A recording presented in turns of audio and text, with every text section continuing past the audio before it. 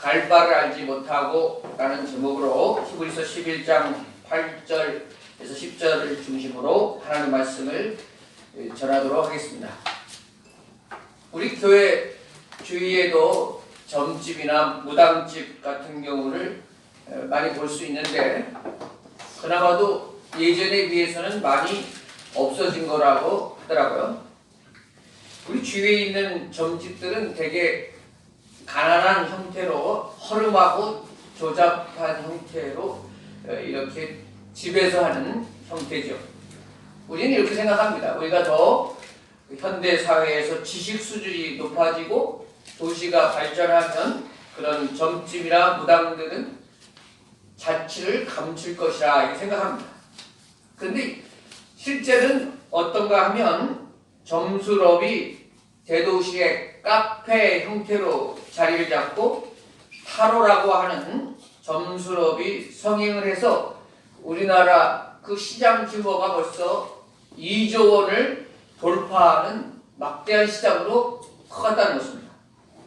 서울에서도 가장 번화하다고 하는 압구정 로데오 거리에만 수십 개의 사주 카페가 있고 젊은이들이 모이는 강남역, 신촌역, 압구정역 이런 곳에 질비하게 사주 카페들이 들어오고 이를 위한 박람회까지 열리는 지경에 이르렀습니다.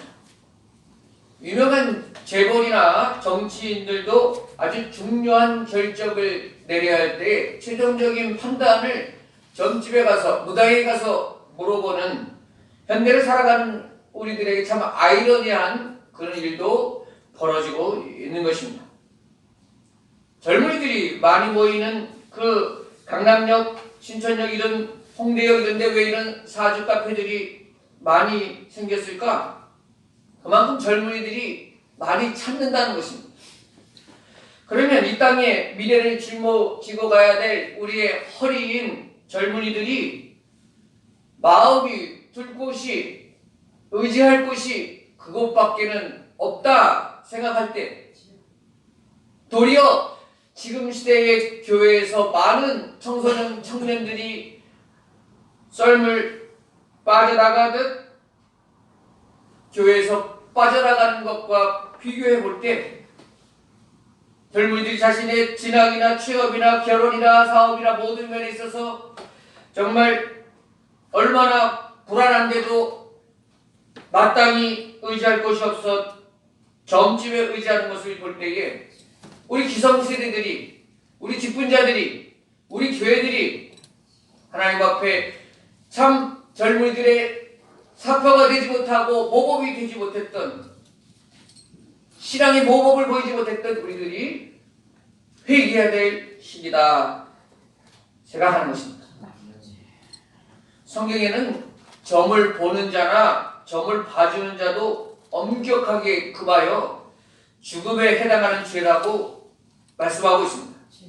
이것은 거짓된 신성과 헛된 종교성에 우리 삶을 맡겨서는 안 된다는 것입니다. 우리는 예수 그리스도를 믿으면서 거짓된 것에 삶을 예속시키는 사람들이 아닙니다. 우리 그리스도인들이 그런 점집에 가서 점 보는 사람이 있다고 하는데 절대로 그런 일이 있어서는 안 됩니다. 우리 그리스도인들은 잡지나 신문에서도 오늘의 운세 이런 부분을 재미로라도 봐서는 안 되는 것입니다. 왜냐하면 알게 모르게 우리가 영향을 받기 때문에 그렇습니다. 하나님께서 절대 기뻐하지 않는 행위인 것입니다.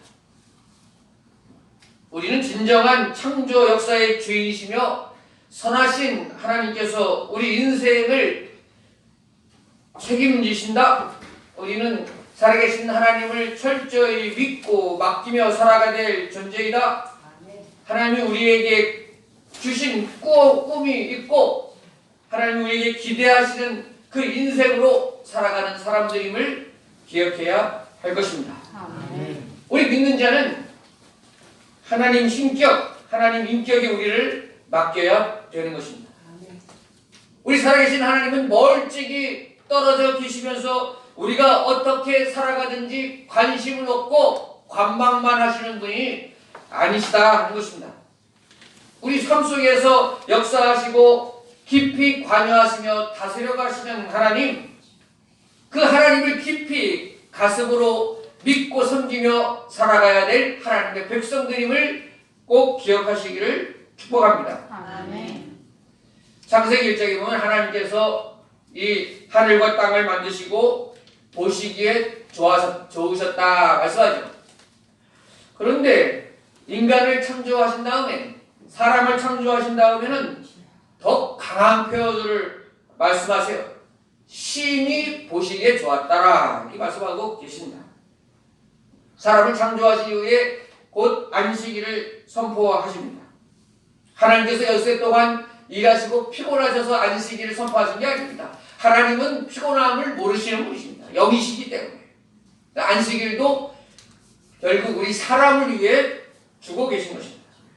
우리 사람들이 일주일 내내 일만 하다가 살아가는 존재가 아니라 평안하게 쉴 수도 있는 복된 사람들로 살아가기를 원하시기에 하나님께서는 우리에게 안식일도 주시고 계신 것입니다.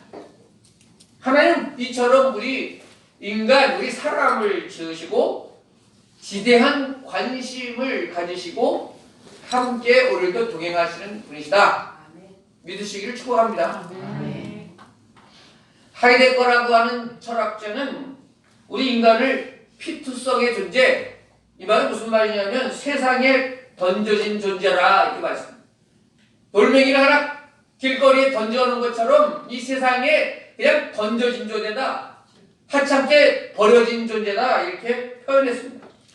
그 자신이 왜서 던져졌는지, 무엇 때문에 던져졌는지도 알지 못한 채 그대로 이 세상 살다가 그대로 죽어가는 것이 인간이다. 그 하이데거 말은 틀렸습니다.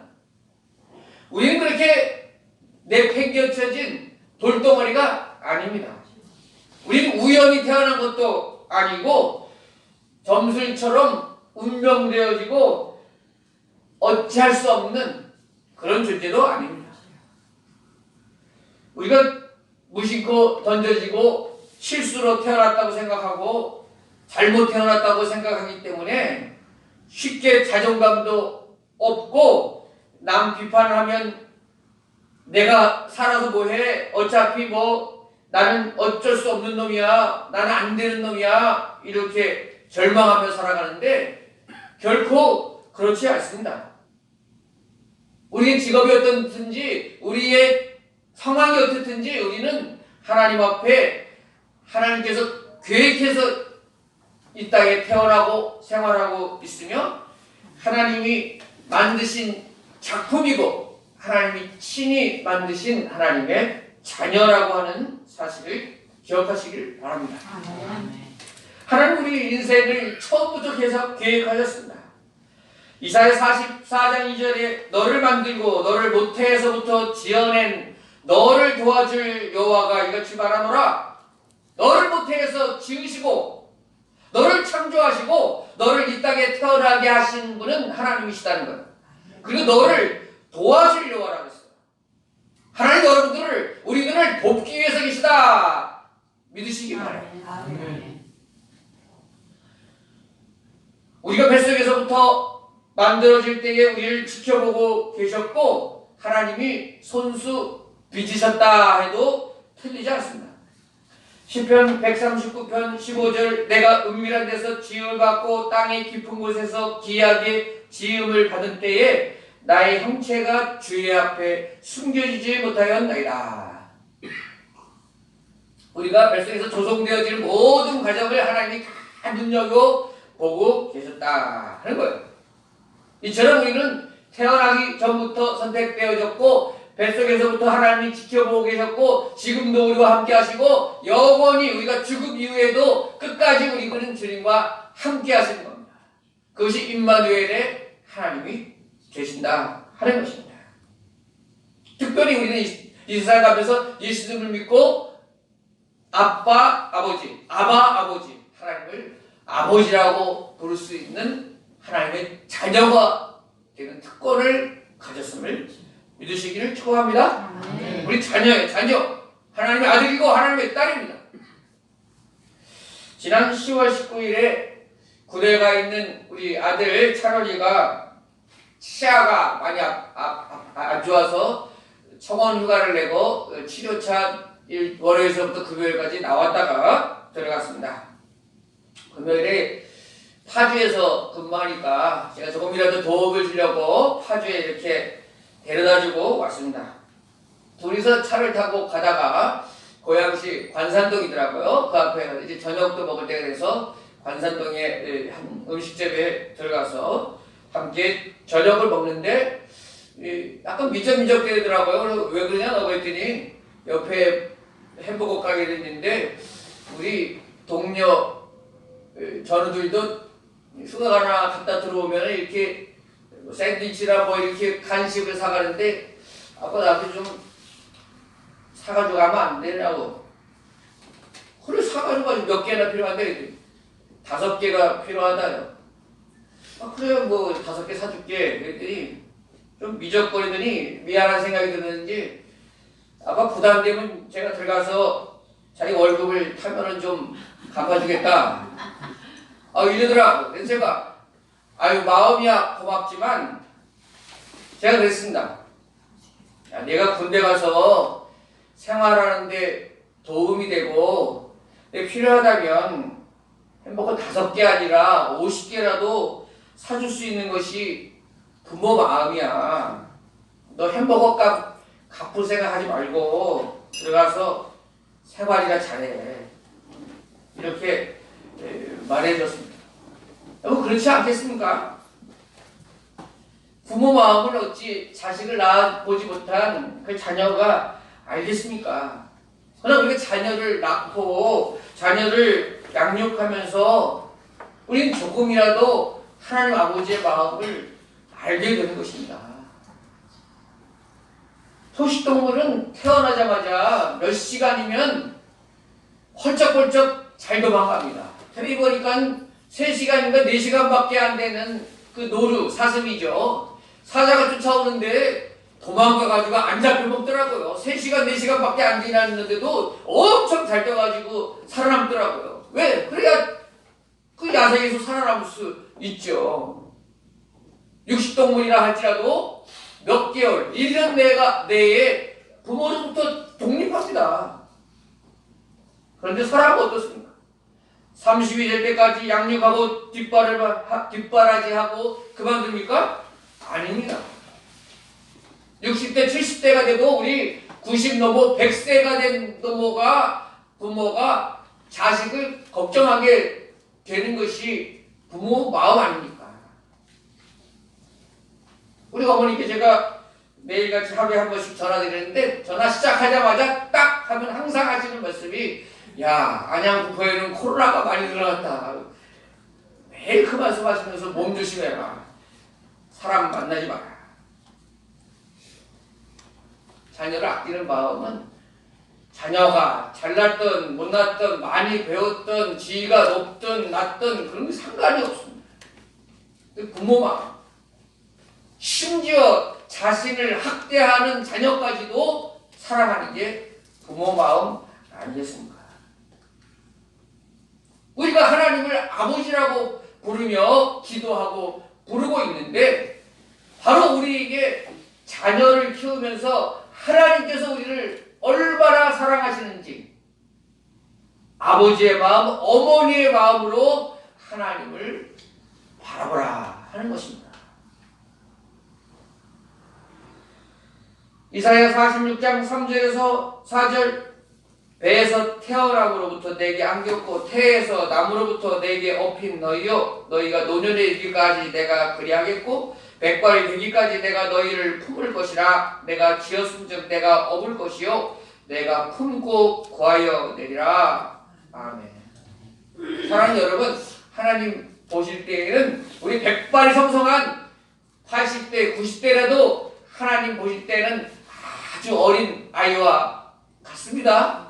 사랑스러운 자녀가 됨을 믿습니다. 아멘. 아멘. 우리 하나님을 아버지라고 합니다.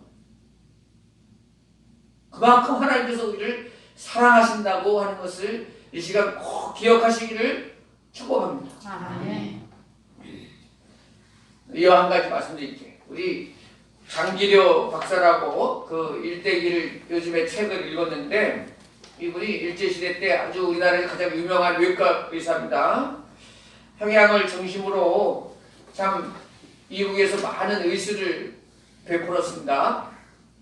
철저한 기독교 장로였습니다. 그런데 6.25 전쟁 때 이제 공산당에 의해서 이제 어쩔 수 없이 일사후퇴 때 더 이상 안 되겠다. 남쪽으로 내려가야 될 계획을 세웠는데 일사후퇴 때가 얼마나 추운 시기입니까? 근데 연로하신 부모님을 모시고 가기에는 너무 힘든 과정이었습니다.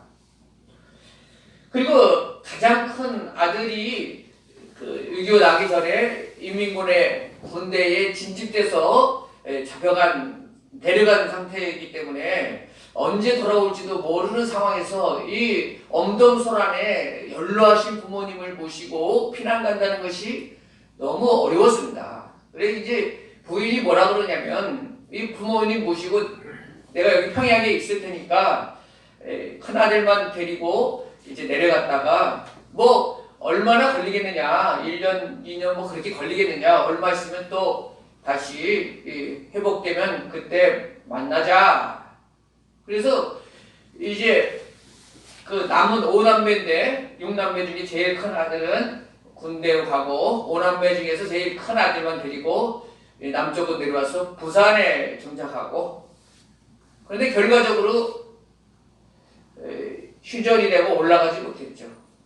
그리고 장기려 박사는 그 부모님에 대한 죄책감이나 부인에 대한 미안함, 자녀들에 대한 미안함 이런 것 때문에 정말 자기 것 하나 가지지 않고 전적으로 다 희생하고 사랑하고 자기가 가지고 있는 인술로 무료로 이렇게 복음병원이라고 세워서 끝까지 헌신을 합니다. 거기에서 이렇게 고생하고 있는 가족들 보고 내가 결코 편할 수 없다 이런 생활을 하죠. 그러다 보니까 나중에 자기 월급까지도 다 갑을 해가지고 환자들을 위해서 이렇게 하다 보니까 자기가 받을 돈도 한 푼 없는 상황이 됩니다. 그래서 안 되겠다 싶어서 수족처럼 따라다니면서 끝까지 지켜봐준 사람이 손양원 목사님 조카가 끝까지 이렇게 일을 봐줘요. 근데 제가 말씀드리려고 하는 것은 이겁니다. 1970년대 이제 많이 시간이 지났죠. 독일에서 이제 중요한 모임과 회의가 있어서 함께 손양원 목사님 조카하고 가게 됐습니다. 독일로 갔습니다. 유럽 여행도 하게 될 사항인데 조카가 이렇게 물어봤습니다. 박사님 꼭 드시고 싶은 것이나 가보고 싶은 곳이 있으세요? 그랬더니 이제까지는 한 번도 뭘 먹고 싶다 어디 가고 싶다고 말한 적이 한 번도 없는 이 장기려 박사가 나 베를린에 한번 가면 안 되냐고 베를린에 한번 가보고 싶다고 이렇게 말했어요. 당신은 동독과 서독이 갈라져 있는 상태고 우리나라도 반공으로 똘똘 돼 있는 상태에서 이 공산지역인 동베를린으로 간다는 것은 굉장히 사상적으로나 위험한 일이었습니다. 그런데 베를린에 한번 가보고 싶다. 아니 베를린에 뭐가 있다고 거기 그렇게 가고 싶지? 근데 다른 사람들의 이제 힘을 얻어서 베를린에 가게 됐습니다. 그 손양원 목사님 조카하고 이제 베를린에 갔는데 왜서 이렇게 베를린에 가고 싶어 했는가? 알고 봤더니 베를린 땅에 가서 그 흙을 부둥켜 흙을 감싸고 그 땅에 무릎을 꿇고 그렇게 우는 것입니다. 왜 그런가 했더니 그 6.25 전에 징집 때 간 그 아들이 알게 자기에게 들려오는 정보와 소문에 의하면 북한에서 훌륭한 학자가 되어서 이 베를린 땅에 와가지고 학술의 회의나 이 베를린 땅에 왔다 갔다는 것을 아버지가 들은 것입니다. 베를린 땅에서 그 아들을 만나볼 수는 없지만 그래도 이 땅이 우리 아들이 왔던 땅이다. 우리 아들이 밟고 지나간 땅이다. 이 베를린 땅에 그토록 보고 싶었던 우리 아들이 지나간 자취가 있는 곳이라 생각하니 그 땅에 와서 그 흙을 부둥켜 안고 울면서 통곡하는 장기려 박사의 모습이 그려져 있습니다. 여러분, 자식을 향한 아버지의 사랑이 느껴지시죠? 잘못 행동하고 하면 북에 있는 가족들이 해를 당할까봐 그토록 조심하면서도 그렇게 자식을 그리워하고 한번 안아보고 싶고 쓰다듬어 주고 싶은 부모의 마음이 읽혀져야 하는데, 하나님께서는 우리를 그렇게 사랑하신다면서 우리가 눈으로 볼 수 없고 손으로 만질 수 없어 하나님의 사랑을 힘으로 체감할 수는 없지만, 말씀을 통해서 수바야 3장 말씀을 통해서 내가 잠잠히 사랑한다, 내가 어린아이를 갓난아기를 대하는 것처럼 수바야 3장 16절 내가 잠잠히 너를 쓰다듬으며 너를 사랑한다고 하나님 우리에게 말씀으로 이야기하고 계신 것입니다. 사랑하는 여러분, 우리는 이 땅에 목적 있게 태어난 사람입니다. 요한복음 6장 40절 내 아버지의 뜻은 아들을 보고 믿는 자마다 영생을 얻는 이것이니, 내 아버지의 뜻, 우리 하나님의 뜻은 예수 그리스도를 통해서 하나님을 아는 것이에요. 하나님을 예수 그리스도를 통해서야만이 바로 알 수 있는 거예요. 그냥 하나님, 나도 하나님 알지, 하나님 믿지라고 하는 사람들이 세상에 많아요. 교회 안 다니는 사람 중에서도 나 하나님 믿어 이렇게 말하는 사람이 많은데 잘못한 거예요. 진정으로 하나님을 바로 알려면 그 하나님이 예수 그리스도를 십자가에 달리시기까지 우리를 사랑하셨다는 것을 십자가를 통과해서, 십자가를 통해서 하나님을 봐야 하나님의 사랑을 알 수 있는 거예요. 예수 그리스도가 왜 돌아가셨는지를 모르고 하나님의 사랑을 논할 수가 없어요. 하나님이신 그 예수님이 나를 위해서 돌아가셨구나, 나를 위해서 돌아가시기까지 나를 사랑하셨구나, 그 십자가를 붙들고 십자가를 통해서 하나님의 사랑을 발견해야 되는 거예요. 그렇기 때문에 우리가 교회를 다니고, 그렇기 때문에 바로 믿는 거예요. 바로 하나님의 사랑을 체험할 수 있는 것 아니겠습니까? 우리 십자가 예수 그리스도를 통해서 하나님의 선하심을 가슴으로 깨달아 앉는 우리들이 되어야 할 줄로 믿습니다. 아멘. 하나님 우리 여러분을 천금보다 귀하게 여기셔서 독생자 예수님을 십자가에 달리게 하셨고, 우리에게 영원한 생명과 자유를 주시는 분이십니다. 우리가 여직 살아갈 때 우리 이해되지 않는 부분이 여태껏 남아있죠. 하나님의 자녀로 살아간다 하지만 우리가 만져지지 않고 보여지지 않는 하나님, 또 하나님이 그렇게 인생 가운데 우리가 이해가 안 가도록 그렇게 역사할 때도 있거든요. 하나님 왜 이러시지? 나에게 왜 이런 일을 주시지? 왜 이렇게 힘든 일을 주시지? 그렇게 불평할 상황도 놓이거든요. 그런데 역사적으로 봐도 믿음의 사람들도 그렇고 다 그 길을 걸었던 거예요. 예수님 믿고 따라가는데 결코 평탄하고 순탄한 길로만 가지 않았었어요.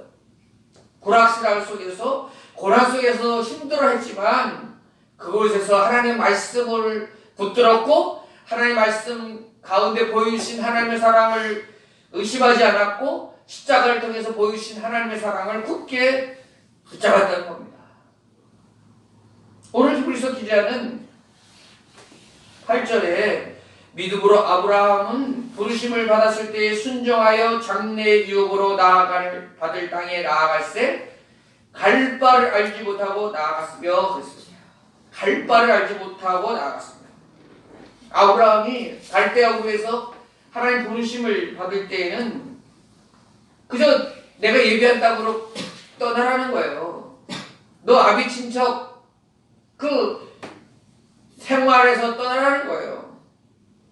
그 시대에 아비 친척과 함께 부족 사회를 이루어가는 것이 가장 안전하죠. 근데 약탈도 많고 살육이 난무하는 때 아닙니까? 법과 질서가 힘들 때 아닙니까? 그런데 알지 못하는 황무지와 같은 그 땅으로 나를 믿고 가라는 거예요. 내가 거길 예비했다는 거예요. 나의 든든한 부족과 친인척을 떠나야 되는 아브라함. 들어보지도 못했고 황폐한지 기름진지도 알 수 없고 북쪽인지 남쪽인지도 알 수 없는 정보 하나 가지고 있지 않지만 오늘 아브라함은 갈 바를 알지 못했을 때에 하나님의 말씀을 믿고 나아갔다는 것입니다. 그 하나님의 말씀을 믿고 나아가서 믿음의 조상이 되었다는 것입니다. 우리도 불확실한 그 시대를 살아갑니다.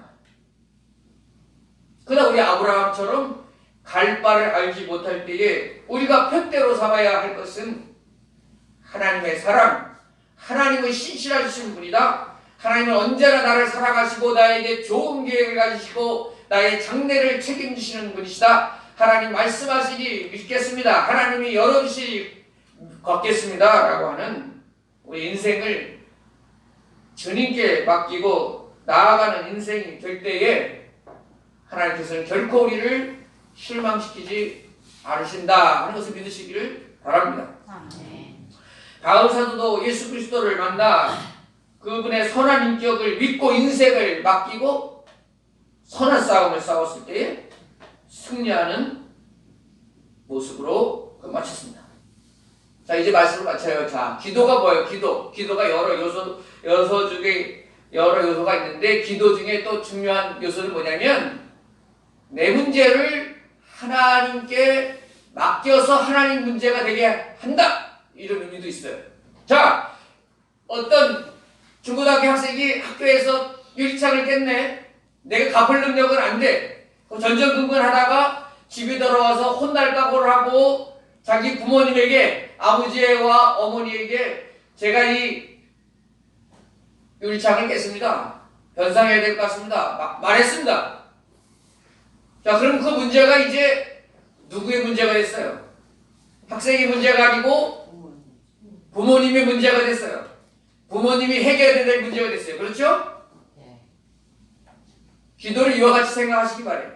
내가 하나님 앞에 내 문제를 하나님의 문제로 맡깁니다. 전적으로 맡깁니다. 이제는 나는 이거 염려하지 않겠습니다. 두려워하지 않겠습니다. 나는 하나님께서 이 문제를 책임져 주시고 다 역화해 줄 줄로 믿습니다. 얼마만큼 믿고 맡기느냐에 따라 그 사람 믿음이 판단되는 거예요. 맡겼다고 하지만 다 말로만 그렇고 내 온갖 근심걱정 내가 다 쌓아가지고 있으면 안고 있으면 맡긴 게 아니지. 믿음이 없는 거예요. 진짜 믿음이 좋은 사람은 뭐냐? 나는 하나님이 책임져 줄 줄로 믿습니다. 유리창 값도 다 갚아줄 줄로 믿습니다. 나는 걱정하지 않습니다. 염려하지 않습니다. 우리 아버지신데 우리 아버지는 돈 많으신데 이렇게 믿는 거예요. 근데 우리 하나님 아버지는 돈 많은 정도가 아닌 것입니다. 능치 못할 일이 없으십니다. 하나님의 일을 방해하거나 연기하게 할 수 있는 존재도 이 땅에는 없습니다. 우리는 그 하나님을 의지하고 믿고 살아가는 줄로 믿으시기 바랍니다. 아멘. 아픈 문제든 질병의 문제든 경제적인 문제든 어떤 문제든 믿음으로 하나님 앞에 맡기십시오. 아버지 대신 하나님께 맡기십시오. 아버지 책임지십시오. 아버지 맡아주십시오. 그러면 하나님께서 기쁘게 받으시고 해결해 주실 줄로 믿는 것입니다. 아멘. 코로나 시대에 우리는 다 힘들다고 말합니다. 미래가 어떻게 될지 정말 불확실한 시대에 두려웠다는 사람이 많습니다. 정신과 치료를 받은 사람이 점점 더 많아지고 있습니다.